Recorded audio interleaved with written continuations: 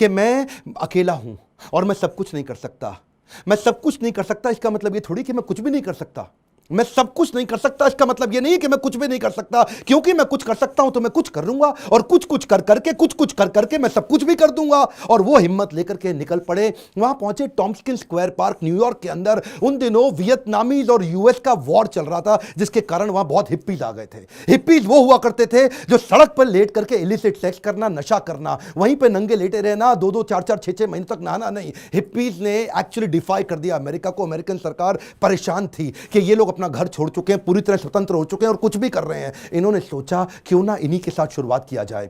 सबसे difficult man power को उन्होंने कल्टीमेट करने का कोशिश किया, उनको डायरेक्शन दिया ताकि मैं कमिटमेंट ले सकूं। धीरे धीरे उनके लिए कीर्तन करना शुरू कर दिया। इनका रूल क्या था? करेक्शन नहीं, मेडिटेशन। एक बार मेडिटेशन करा के इनको करेक्शन दूंगा बाद में, पहले मेडिटेशन बाद में करेक्शन। और वहां जो हिप्पी हुआ करते थे वो उनकी सुनते नहीं थे, बेइज्जती करते थे, इनके ऊपर सिगरेट का धुआं फेंक देते थे, इनको टॉयलेट की लंबी लाइन में पीछे धक्का मार के खड़ा कर देते थे, इनका सामान चोरी कर लेते थे, इनकी बेइज्जती करते थे। पर प्रभुपाद उनके लिए फिर भी भोजन बनाते थे, उनको सुबह शाम भगवत गीता पे कथा सुनाया करते थे, उनके साथ बैठ के कीर्तन करते थे। उनको धीरे धीरे मजा आने लगा। प्रभुपाद ने एक दिन उनसे पूछा तुम नशा क्यों करते हो? तो बोले सर मेरे को ना I want to stay high.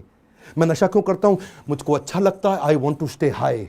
तो प्रभुपाद ने कहा मैं तुमको ऐसा नशा दूंगा which will keep you high forever. उन्होंने बोला ऐसा नशा है आपके पास? बोले वो कौन सा नशा है? बोले हरिनाम का नशा है।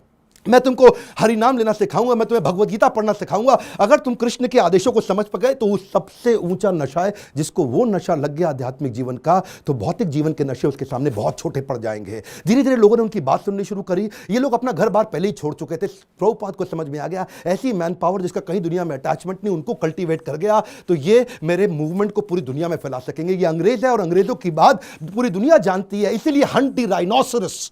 अगर शिकार करना है तो गेंडे का शिकार करो। प्रभुपाद ने सबसे कठिन मुद्दा उठाया और उसके बाद अमेरिका की सरकार भी प्रभुपाद को धन्यवाद करती थी कि तुमने ऐसे लोगों को नशा छुड़वा दिया। वो सारे हिप्पी हैप्पी बन गए। क्या? कमांड दोबारा सुनिए, हिप्पीज को हैप्पी बना दिया इन्होंने। कैसे हैप्पी बनाया? उनको गुलाब जामुन बना बना के अपने हाथ से खिलाते थे, उनको कथा सुनाते थे और धीरे धीरे उनका हृदय में परिवर्तन आया। और वहीं से प्रभुपाद ने, ये लीडर्स ऑफ लीडिंग लीडर थे प्रभुपाद, मेरी बात सुनिए, एम्पावर करते थे। लीडर्स ऑफ लीडिंग लीडर, इतना विश्वास डाला उनमें, इतना ट्रस्ट डाला उनमें कि उनको बोला यहां से तुम मेरे सारे शिष्य बन चुके हो। 10,000 शिष्य उन्होंने बनाए धीरे धीरे करके यूएस के अंदर। 2 को उन्होंने भेजा यूरोप में, 2 को भेजा अफ्रीका, फिर 2 को ऑस्ट्रेलिया, फिर 2 को रशिया, फिर 2 को इंडिया। ऐसा करते करते उन्होंने सब जगह लोगों को अलग अलग भेजा और बोला अब इस भगवत गीता को तुम लेके जाओ। मैंने तुमको सिखाया, अब तुम दूसरों को सिखाओ। 1965 से 1977 तक लगभग 11-12 साल इन्होंने पूरी तरह अपने आप को झोंक दिया। पैसे की कमी थी इनके पास, सोचा पैसा नहीं है तो अगरबत्ती, पूजा में काम आने वाली अगरबत्ती का बिजनेस इन्होंने अपने शिष्य को करना समझाया। लगभग 3 सालों के अंदर $1 मिलियन का रेवेन्यू आना शुरू हो गया अगरबत्ती के बिजनेस से।